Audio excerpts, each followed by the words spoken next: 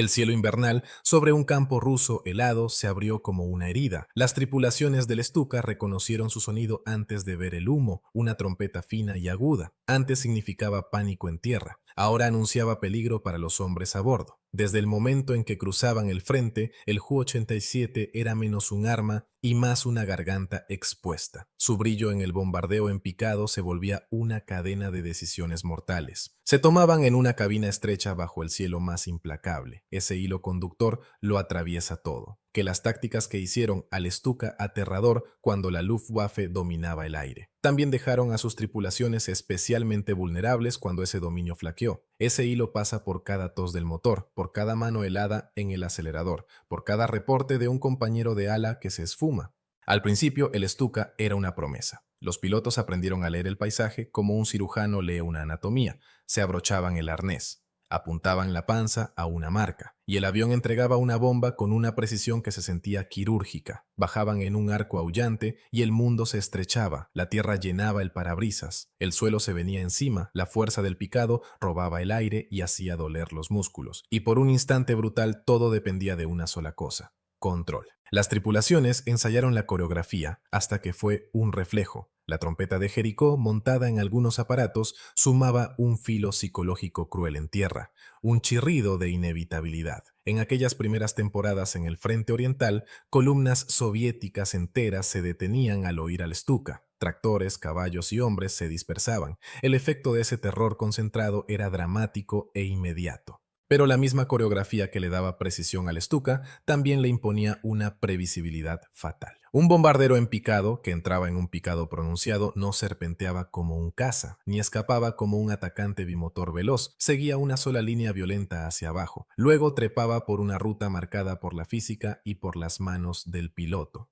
Esa previsibilidad importaba poco cuando no había interceptores enemigos efectivos arriba. Importaba mucho cuando los cazas soviéticos llegaron en cantidad y cuando las concentraciones antiaéreas aprendieron el ritmo de los picados. Un Stuka que mordía el aire podía ser seguido en aeródromos soviéticos sin radar por observadores en tierra, rastreado por artilleros con tiempo y adelanto calculados al segundo. El valor y la pericia del piloto contaban menos que la simple geometría de una bomba en caída y de un avión enemigo en convergencia. Para las tripulaciones el aire era un marcador de desgaste. El Ju-87 era lento, muy reforzado y hecho para la precisión más que para escapar. Su tren de aterrizaje fijo y los gruesos puntales de las alas lo hacían menos escurridizo en un combate aéreo que sus enemigos. En días despejados, los cazas soviéticos podían montar una intercepción casi con precisión de reloj. Aprendieron las distancias para lanzar, los ángulos de aproximación y los puntos de estrangulamiento a lo largo de los corredores de asalto. Los pilotos hablaban de la sensación súbita de ser cazados, un destello de metal detrás de un ala, el zumbido áspero de las trazadoras, un compañero de ala que se esfumaba.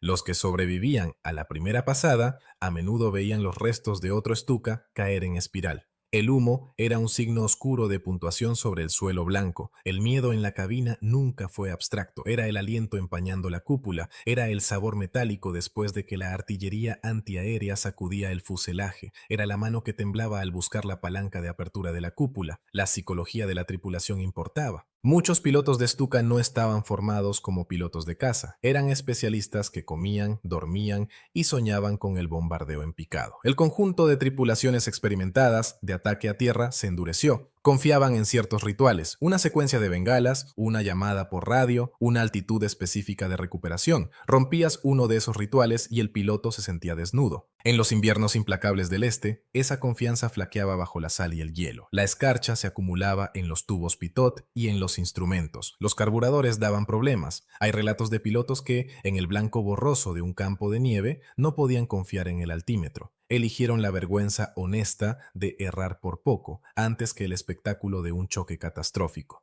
Máquinas que funcionaban a la perfección en la Europa templada empezaron a crujir con el frío. El margen de error en un picado se reducía cuando las manos se entumecían y las gafas se empañaban. Una joya oculta de diseño. La construcción de acero y el fuselaje rígido del Ju-87 le daban estabilidad en el picado, pero no perdonaba el daño. Una sola ráfaga que atravesara una línea hidráulica podía deshabilitar los flaps que controlaban los frenos de picado, convirtiendo una pasada quirúrgica en un entierro fuera de control. Otra tensión, menos obvia, vino de las presiones de producción. A medida que la campaña del Este se alargaba, los reemplazos se volvían más escasos, no solo en pilotos. También en la calidad de fábrica. Los componentes se reparaban en campaña con improvisación. Las piezas de repuesto venían de lotes distintos y con tolerancias diferentes. El Stuka que voló en 1941 compartía poco con sus primos de 1943, más allá del nombre. Las tripulaciones a menudo volaban aparatos parchados que los traicionaban en momentos de máximo estrés. Las tácticas enemigas evolucionaron de formas que el Stuka no podía contrarrestar con facilidad. El fuego terrestre soviético aprendió a concentrarse en los puntos de salida y en los corredores de aproximación, creando embudos que canalizaban a las tripulaciones hacia ventanas de escape estrechas. La Fuerza Aérea Roja empezó a desplegar cazas ligeros y ágiles en cantidad. Sacrificaban altura para entrar en la zona de intercepción. Los pilotos soviéticos eran más rudos al principio, pero eran implacables. Atacaban desde abajo, donde las defensas ventrales del Stuka eran más débiles, y aprendieron a perseguir al avión hacia cinturones de flak, donde la presencia de los bombarderos invitaba a Dios concentrado. El efecto combinado fue una red. Los cazas empujaban a los Stukas hacia la flak destrozaba los controles, y un piloto enfrentaba la aritmética imposible de salvar a su propia tripulación o mantener una bomba en el blanco. Dentro de esa aritmética hay un cálculo humano que se pasa por alto. El observador o artillero trasero, una figura apretada en un espacio estrecho detrás del piloto. Llevaba un peso de culpa y terror. Su trabajo era vigilar los puntos ciegos, encontrar el destello de un compañero de ala siendo abatido y apretar el gatillo con los dedos entumecidos por el viento y la conmoción.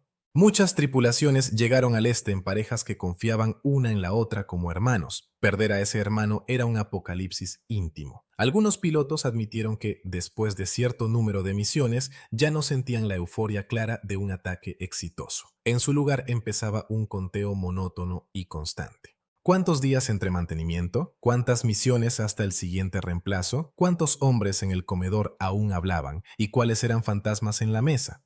El cálculo del desgaste se volvió personal e inmediato. Hay un momento de ajá, frío y simple, en medio de esta historia. El Stuka era una herramienta magnífica, solo mientras el cielo sobre él pertenecía a la Luftwaffe. Cuando se disputó el control del aire, sus propias fortalezas, la precisión en el picado, la plataforma estable, la previsibilidad, se volvieron desventajas mortales. Sin superioridad aérea, el bombardero en picado era un blanco claro en una trayectoria predecible, una máquina lenta que no podía escapar en velocidad, ni girar mejor, ni acelerar más que la amenaza emergente. Esa comprensión replanteó cada decisión táctica. ¿Debía un piloto arriesgar la salida del picado para impactar un objetivo si no había cobertura de cazas? ¿Debía soltar una bomba para escapar? ¿Debía un comandante enviar una unidad de Stuka a un campo de batalla que ya era un embudo de muerte? Las respuestas cambiaban conforme cambiaba el frente oriental y cada decisión equivocada costaba vidas. El clímax llegó en momentos repetidos a lo largo de las estaciones. Una formación de Ju-87 deslizándose a baja altura sobre un paisaje roto. El suelo salpicado de restos y fuegos pequeños. El cielo se llenaba de pronto de pequeñas siluetas negras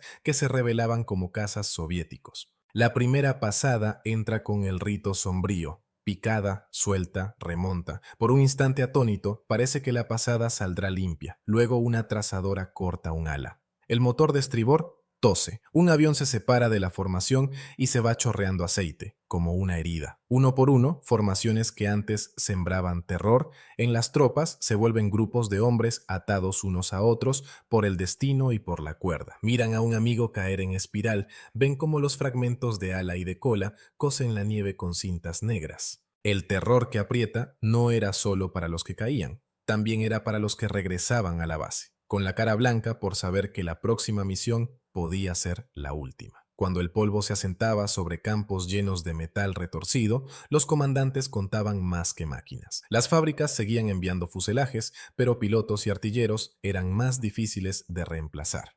Los programas de entrenamiento se aceleraron, pero no podían replicar años de destreza refinada. El costo humano se acumuló como montones de nieve alrededor de un aeródromo en ruinas. Cartas a casa que nunca regresaron, literas vacías. Un silencio que cayó sobre tripulaciones que aún volaban, pero hablaban menos en el comedor. La última imagen impacta no por el número de máquinas perdidas, sino por el hueco que quedó en unidades que habían perdido su memoria y su alma. El sentido de su sufrimiento va más allá de los restos. Las tripulaciones de Stuka en el frente oriental encarnaron una lección sobre los límites de un arma separada del cielo que la hacía segura. Sus pérdidas nos hablan de la fragilidad de la ventaja táctica, del cálculo de la especialización y del peso humano de decisiones tomadas bajo fuego. Décadas después, los agricultores aún encuentran puntales corroídos en los surcos, y en esas tiras de metal yacen historias de valor llevado al punto de quebrarse. La imagen del Stuka, una silueta aullante sobre un blanco, sigue siendo cinematográfica, pero la memoria más honda es la de hombres que confiaron en una máquina y descubrieron que el aire mismo podía volverse un enemigo. Si te gustó esto, da like y suscríbete. De verdad ayuda.